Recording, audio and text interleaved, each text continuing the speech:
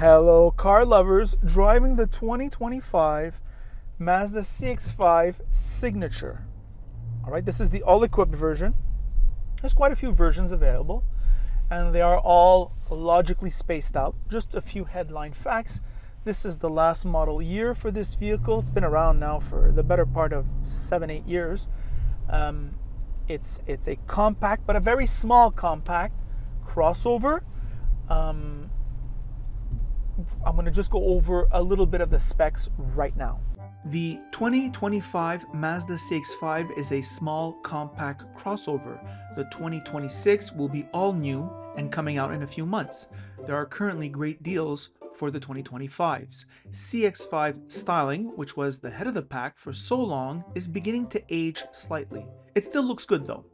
The base model starts at $36,000 Canadian and tops out at almost $49,000 Canadian. There are near 0% financing deals. We get the all-equipped Signature model. The engine choices are 2.5 liter or 2.5 liter turbo. In Canada, all are all-wheel drive, and Mazda CX-5 has a 4-wheel independent suspension. Power and fuel economy are as follows: 186 horsepower and 187 pounds of torque, and 227 horsepower and 310 pounds of torque. The fuel economy of our tester is 10.8 liters in the city, 8.7 liters on the highway, or 2227 mpg. The 4-cylinder turbo of our tester is torquey and very thirsty, and all models get a 6-speed automatic. The options are logically spaced out. Mazda has 7 trims. I think the GT trim is a good deal. It gets leather, bigger wheels, and the Bose sound system.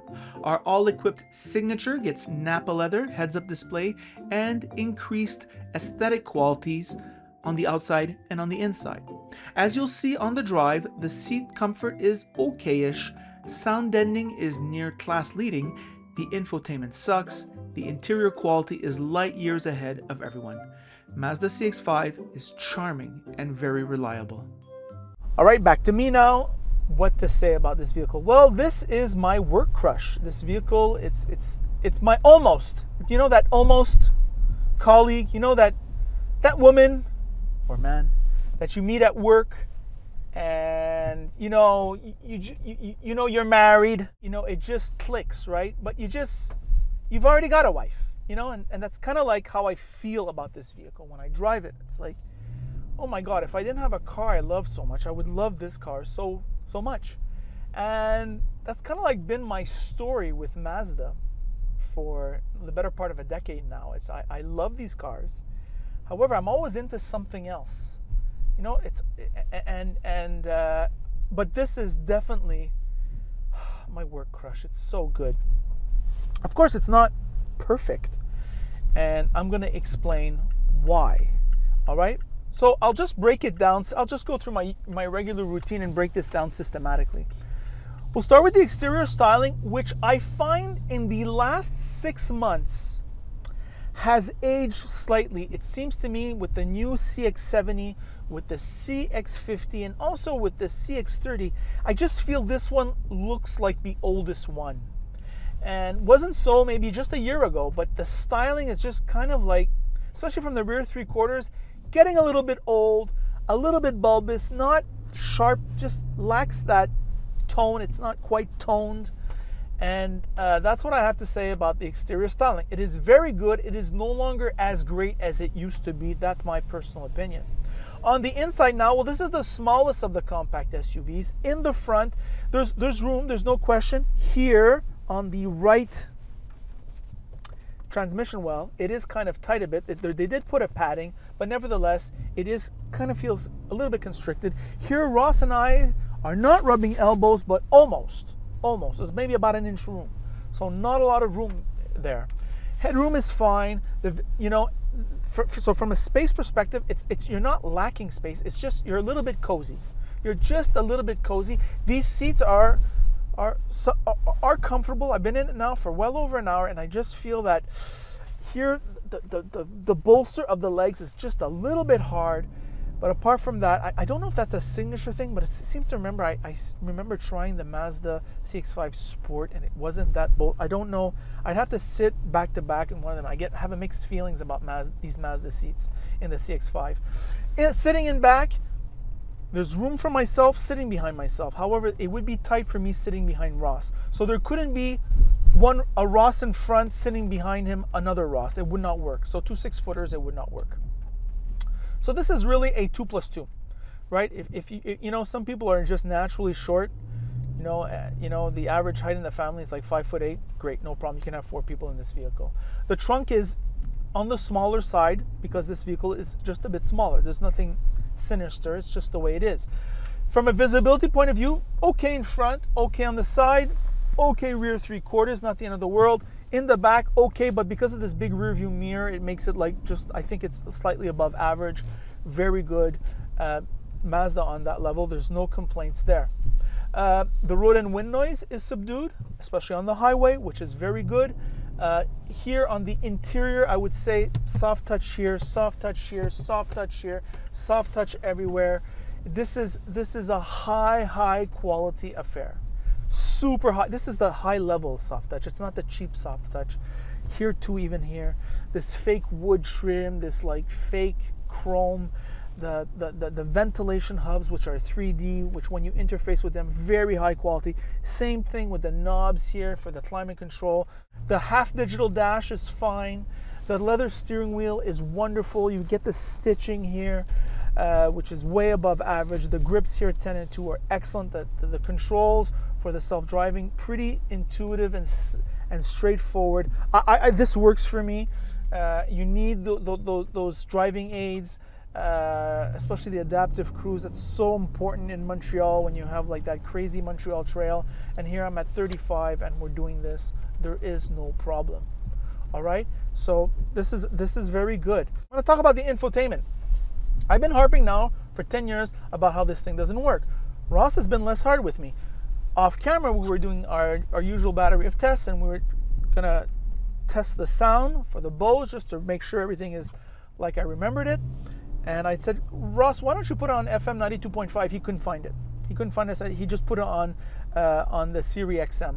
So everybody who says that they're easy, they're intuitive, you get used to it. Apparently Ross hasn't gotten used to it, and he's been driving these now. He's driven at least 15 Mazdas with all this. That's 15 weeks of driving Mazdas in the last 5-7 years, and he couldn't do it. So this is not Ross being clumsy. It's this system that is unintuitive. Everyone is going to an iPhone interface. I think I'm being validated because the next CX-5 will have a 15-inch display with an icon-based interface. So that being said, I gotta say it when I'm right. I gotta say it, right? The high level analysis is here. Other things about this interior, the leather quality is incredible. This would be at home on an $80,000 BMW X3, all right? And we are in a $45,000 Mazda CX-5 signatures. Great leather. The quality of the materials, Mazda spared no expense. It feels so solid. It's just when you close the door, you get a satisfying thunk. I went to Seattle earlier this year and I rented a Q3. It was a base model, but nevertheless, the base models go for this price here, and you can't even compare. I mean, it's just, this is in another world in terms of everything. All right, so if luxury and quality craftsmanship is your thing, I mean, this vehicle is made in Hiroshima, Japan. The technical know-how, the work ethic, just incredible. The Japanese are just so high level, and you feel it in this vehicle. You feel that.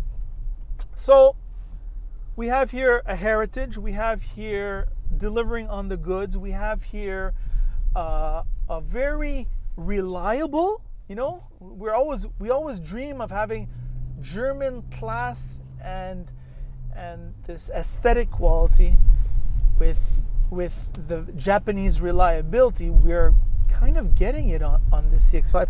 The engine transmission, this is the 4-cylinder turbo, one of the smoothest turbos out there. It might not be the most powerful, but it is certainly smooth in its operation. Everybody's whining that we have the 6-speed automatic, and this is once again, this is a car reviewer whine.